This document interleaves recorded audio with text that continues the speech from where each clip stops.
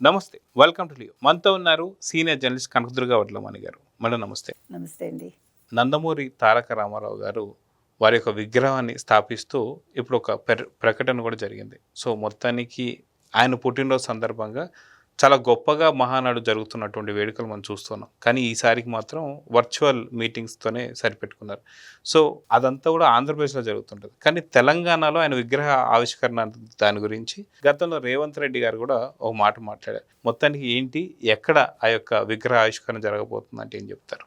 తెలంగాణ ముఖ్యమంత్రి రేవంత్ రెడ్డికి నందమూరి తారక రామారావు గారికి ఉండే సంబంధం ఏంటి? వారి విగ్రహాన్ని అంటే మే 28 వారి 103వ జయంతిని పురస్కరించుకొని హైదరాబాద్లో ఎందుకు ఆ విగ్రహ ప్రతిష్టాపన జరపబోతున్నారు అంటే, ఇక్కడ బేసిక్గా నందమూరి తారక రామారావు గారు అనేవారు ఉమ్మడి ఆంధ్రప్రదేశ్కి వారు ముఖ్యమంత్రిగా పనిచేశారు.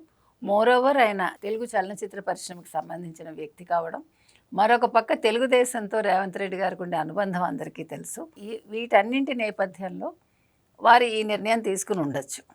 ఇంకొకటి ఏంటంటే, మే 28 వారి జయంతిని పురస్కరించుకుని ఎప్పుడు మహానాడు చేస్తారు. అంటే తెలుగుదేశం ఆవిర్భావాన్ని ఈసారి పొదుపు మంత్రం దృష్టిలో పెట్టుకుని వర్చువల్గా చేస్తున్నారు, హైబ్రిడ్ విధానం. సో ఇక్కడ హైదరాబాద్లో ఎందుకు చేస్తున్నారు అంటే, హైదరాబాదు ఆంధ్రప్రదేశ్ వాళ్ళు కూడా ఉన్నారు కదా. ఫస్ట్ తెలుగుదేశం పార్టీ స్థాపించిందే హైదరాబాద్లో జూబ్లీ హిల్స్లో వారి ఎన్టీఆర్ భవన్ ఉంది. తర్వాత ఎన్టీఆర్ ట్రస్ట్ భవన్ భువనేశ్వరి గారు నడుపుతున్నారు. తర్వాత అక్కడ చూసుకుంటే బసవతారకం గారి క్యాన్సర్ ఆసుపత్రి కూడా ఉంది. అంటే అన్ని రకాలుగా కూడా నందమూరి గారి కుటుంబంతో ప్లస్ తెలుగు వాళ్ళతోటి, ఆంధ్రప్రదేశ్కి చెందిన తెలుగు వాళ్ళతోటి ఇక్కడ సంబంధ బాంధవ్యాలు తెలంగాణ వాళ్ళందరికీ ఉన్నాయి. అదేమి తప్పు విషయం కాదుగా. సో వీటన్నిటి నేపథ్యంలో రేవంత్ రెడ్డి గారు ఈ నిర్ణయం తీసుకున్నారు. ఇది ఎక్కడ పెడతారు? మైత్రివనం దగ్గర సర్కిల్ ఉంది కదా, అక్కడ పెడతారని తెలుస్తోంది. 23 అడుగులండి ఆ విగ్రహం. సో 103వ జయంతి 23 అడుగుల విగ్రహం. దాన్ని మీకు తెలుసు, రాజ్ కుమార్ ఒడియార్ అని మన ఇక్కడ కొత్తపేట, కోనసీమ జిల్లా కొత్తపేటకి సంబంధించిన వ్యక్తి ఆయన, వారు తయారు చేశారు ఆ విగ్రహం. సో ఆ విగ్రహ ప్రతిష్టాపన మే 28న హైదరాబాద్లో జరగనుంది, మైత్రివనం దగ్గర. సో మరి దీన్ని ఏ రకంగా ఆవిష్కరణ చేస్తారు, ఆ రోజు ఏమేం కార్యక్రమాలు ఉంటాయి అనేది ఇంకా బయటికి రాలేదు పూర్తిగా. కానీ ఈ నిర్ణయం తీసుకోవడం మాత్రం అందరూ హర్షిస్తున్నారు. ఎందుకంటే నందమూరి తారక రామారావు గారితో ఎవరికి ఏం విభేదాలు లేవు. ఆయన అందరినీ సమానంగానే చూశారు. తెలుగు వాళ్ళ కోసం, తెలుగు వాళ్ళ ఉనికి కోసం పాటుపడ్డాడు ఆయన, తెలుగు భాష కోసం కూడా. కాబట్టి వారి విగ్రహం పెట్టడం అనేది చాలా సముచితమైన నిర్ణయం. దీనికేమి కాంట్రవర్సీ వస్తుందని నేను అనుకోవట్లేదు. ఎందుకంటే బీఆర్ఎస్ నేత ఎవరైతే ఉన్నారో ఆయన కూడా తెలుగుదేశం నుంచి వచ్చిన వ్యక్తి. ఆయన యాక్చువల్గా నందమూరి తారక రామారావు గారి వల్లే రాజకీయాల్లోకి వచ్చారు. ఆయన అదే పెట్టుకున్నారు, ఆయన మీద అభిమానంతో తారక రామారావు అని. కాబట్టి వారు కూడా ఎటువంటి అభ్యంతరం చెప్పే అవకాశం ఉండకపోవచ్చు. ఇంకా మిగతా వాళ్ళకంటారా, అవన్నీ పెద్ద సంబంధం ఏమి ఉండదు. అందరూ కూడా హర్షిస్తారు నన్ను అడిగితే. అయితే అక్కడ మనం చూసుకుంటే ఏదైతే మాగంటి గోపీనాథ్ చనిపోయిన తర్వాత ఆ యొక్క పొజిషన్లో బై ఎలక్షన్స్ వస్తున్నటువంటి సందర్భంలో నవీన్ యాదవ్ గారికి సంబంధించి ఏదైతే జూబ్లీహిల్స్ ఎమ్మెల్యేగా ఉంటూ ఆయనకి బాధ్యతలన్నీ కూడా అప్పచెప్పారు.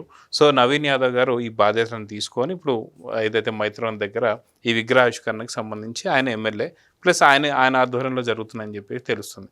సో నవీన్ యాదవ్ గారు ఈ యొక్క అంటే కాంగ్రెస్ ఎమ్మెల్యేగా ఉంటూ ఇటు అన్నగారి విగ్రహాన్ని ఆవిష్కరించడాన్ని ఎలా చూడాలంటారు? అంటే Maganti Gopinath basically his from Telugu Desam అండి. కానీ ఆయన రెండో భార్యగా చెప్పుకునే సునీత గారు నిల్చున్నారు ఎలక్షన్స్లో. ఆవిడ నిల్చోబెడితే ఆవిడ ఓడిపోయారు, మీకు గుర్తుంటే. అంటే బీఆర్ఎస్ వాళ్ళు నిల్చోబెట్టినట్టున్నారు. సో కాంగ్రెస్ తరఫున నవీన్ యాదవ్ నెగ్గాక ఆయనకి బాధ్యత అప్పచెప్పారు.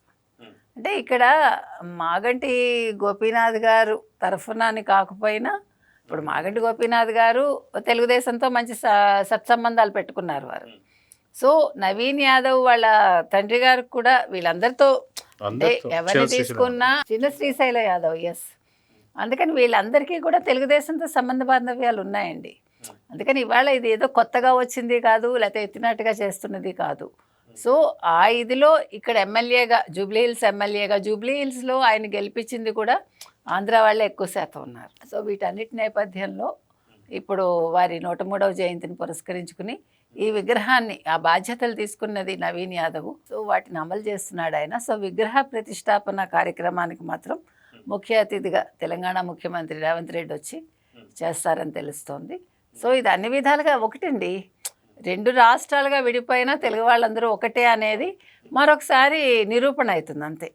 ఇక్కడేమి ఎవరు కూడా మనస్పర్ధలు తెచ్చుకోవటానికో లేకపోతే ఇదేంటి అదేంటి అని ప్రశ్నించడానికో అవకాశం ఉండదు. దీనివల్ల ఏమవుతుందంటే మనందరం కూడా ఒకటే అనే భావన తెలుగు వాళ్ళలో రావాలని మనం కోరుకుంటాం. సో చూద్దాం ఖచ్చితంగా మీరు అన్నట్టుగా అటు తెలంగాణ ప్రాంతంలో విగ్రహావిష్కరణ అన్న నందమూరి తారక రామారావు గారిది ప్రతిష్ఠించడం, అదిగాక మనం ఆయన పుట్టినరోజు సందర్భంగా ఇదంతా జరగడం, అది కాంగ్రెస్ ఎమ్మెల్యేల ద్వారా ఇదంతా జరగడం చాలా సంతోషకరం. సో చూద్దాం మేడం జరగబోతుంది. నమస్తే. Please subscribe to Leo News for more videos.